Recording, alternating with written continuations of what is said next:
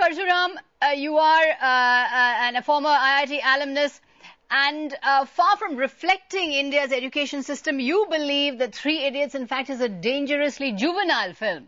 Why do you believe that? Well, the first thing I did when I walked out of the film was to call my professor from IIT, who was my guide, and tell him that I'm sorry that a film like this has been made. Primarily because I believe that I'm a musician today. I have a degree in metallurgical engineering from IIT.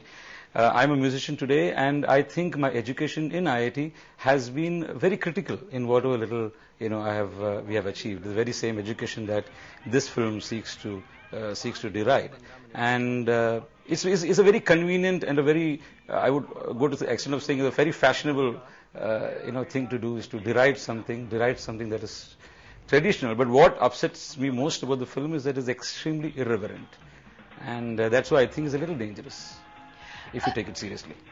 Shashank, Vira, it's dangerous if you take it seriously. Let's look at the famous IITians. There's Narayan Murthy, Nandan Nilekani, Jairam Ramesh, Manohar Parrikar, Rajkamal Jha, Arvind Kejriwal, Satyendra Dubey, the famous crusader against corruption, the whistleblower who was murdered for exposing corruption. Now, these are not Lamborghini chasing investment bankers. The IITs must be doing something right. Oh, they're doing a lot that's right. I mean, I don't think you can say that the IITs are just producing people who are doing rote learning. I think the problem really stems from the competition before you get in. I mean, you've got these lakhs and lakhs of kids, all of who think they're going to make it into the exam, and only a few thousand actually get in.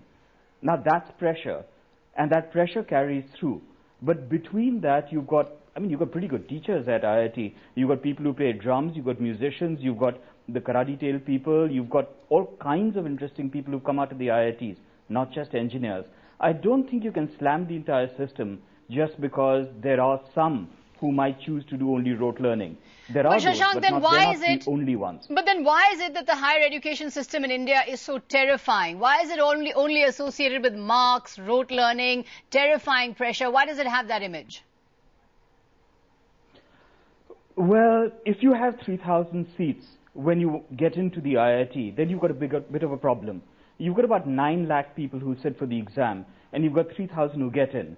Now, even if you were to ask them 2 plus 2 is equal to 4, and that's what you were to base the exam on, there'd still be pressure.